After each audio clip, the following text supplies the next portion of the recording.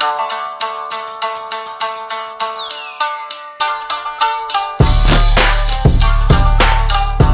welcome back. Here we go. So AC Metals Holding, guys. Remember, this channel, this blog is dedicated to the study of aluminum and copper with respect to the market, manufacturing, and production. We talk about stocks, we talk about prices, we talk about how these metals have a bright future. Boom, guys. Today, what we're going to go ahead and focus on is copper versus gold. Guys, today we are going in. All right, copper versus gold head-to-head battle. We are going to compare these two bad boys head-to-head, mano a mano. Okay, so we're going to go ahead. We're going to get straight to it, guys. Without further ado, here we go. All right, so check this out, guys. Let's just get straight to it. Okay, first and foremost, guys, I got the information from Macro Trends. Once again, shout out Macro Trends. I'll make sure to go ahead and appreciate what you guys do. So let's just get straight into this, guys. Look at this right here. Okay, copper versus gold, guys. Before you take a look at these prices, I just want to let you guys know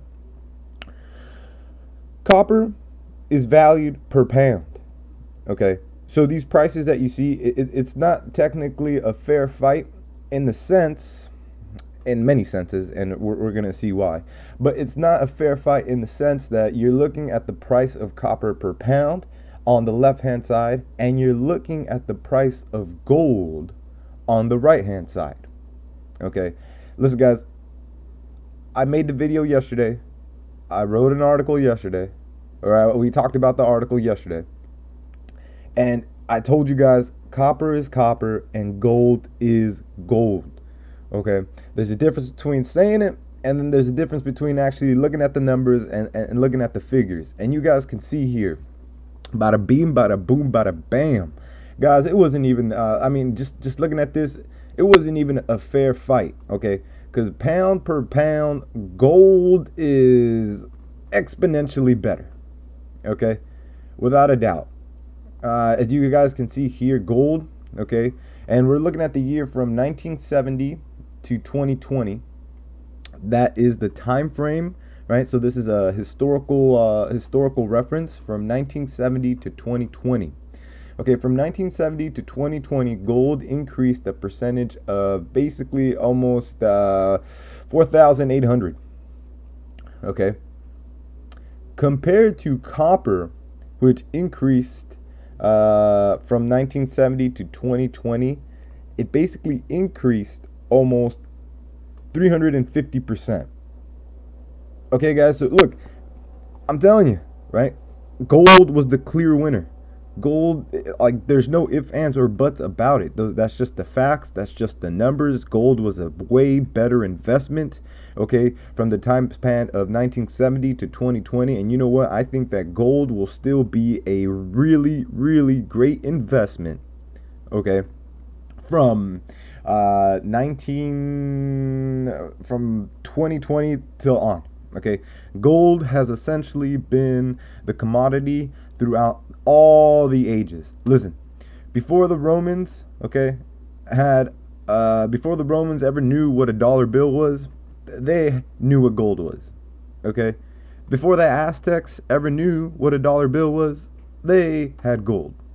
Okay, and I don't know where the future might take us. I don't know where this country's going. I don't know where the financial markets are going. All I can tell you is that in the future, if they had it in the past, more than likely they're going to have it in the future, and there's nothing new under the sun, guys. There's nothing new under the sun. Okay, so gold isn't going anywhere. So, why do you keep talking about copper? Okay, we're still going to go ahead and talk about copper. And I'm going to let you guys know, I'm going to let you know why. Okay, very simple. Okay, very simple explanation. But I hope you guys took a look at the chart.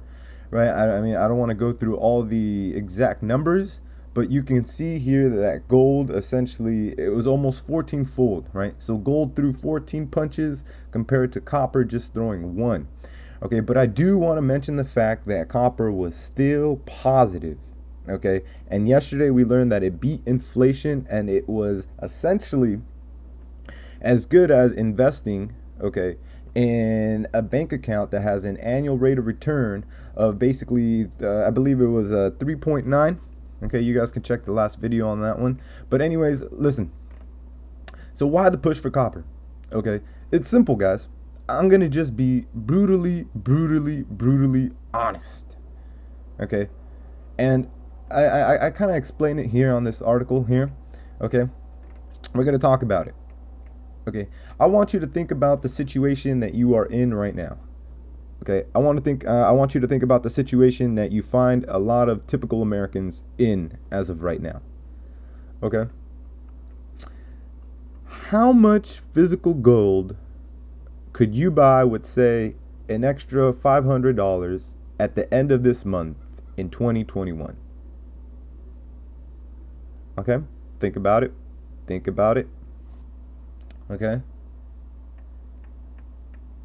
we're going to compare that to how much physical copper could you buy with, say, an extra $500 at the end of this month. Listen, guys, it's a trick question. Okay, it's a trick question.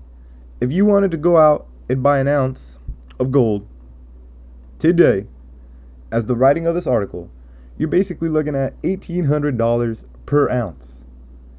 Okay, $1,800 per ounce. And you only have $500. Okay? Compared to if you had $500 and you wanted to invest in something, and you wanted to invest in something that was essentially physical, that you can go ahead and hold in your hands, and you don't have to worry about essentially, God forbid, okay, the electrical system going down. Okay? Copper. Right? You can basically buy about 230 ounces of copper with $500.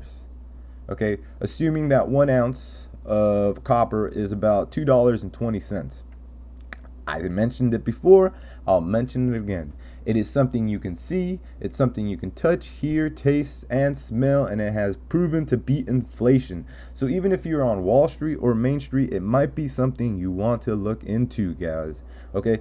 In conclusion, guys, listen, it wasn't even a competition. Okay? Gold was the clear winner. Gold won, hands down. It obliterated copper out of the market, but copper still held its own, guys.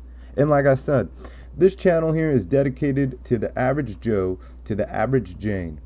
Okay, the average Joe and the average Jane in this particular environment, in terms of the atmosphere of the finances and their finances, don't have an extra $1,800 laying around. Okay, listen, if you went ahead and you got your what is it, your stimulus check, you got the stimmy. Look, even with your first stimmy, which was better than the second stimmy, you would need 2 stimmies, and guess what, you probably still wouldn't afford an ounce of gold. You get where I'm going, guys? Okay, we are frugal investors here, and we try to get the most bang out of our buck. Okay, and obviously the most bang out of our buck would have been going ahead and investing in gold. But listen, we're not in the 1970s. Okay, 1970s the price was $35, right? In 2020 the price is almost in 2020 the average closing price ended at basically $1,700. Okay. But you guys can go ahead and see where I'm going with this. Okay, for the average investor, for the average mom, for the average dad, okay, they don't have the typical $1,800 to go out and invest in gold. Okay, but for the average mom and the average dad, they do have an extra, a couple $100 in there. You know what? I might want to take a whack at this. Let me see where this goes. Okay, so that's why we are still long-term bullish, okay, on copper.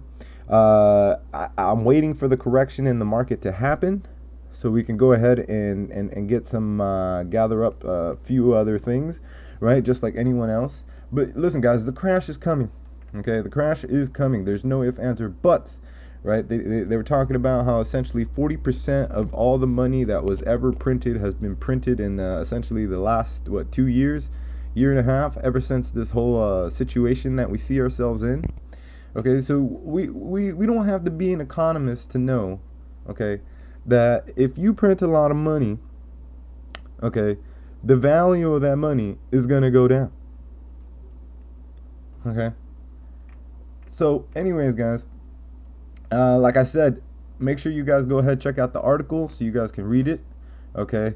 And like I said, I wish you guys the best. Make sure you guys go ahead and stay healthy, eat your vegetables, drink your water, stay financially safe, stay mentally safe, stay spiritually safe. Right. I wish you guys the best, and we'll see you guys on the next one.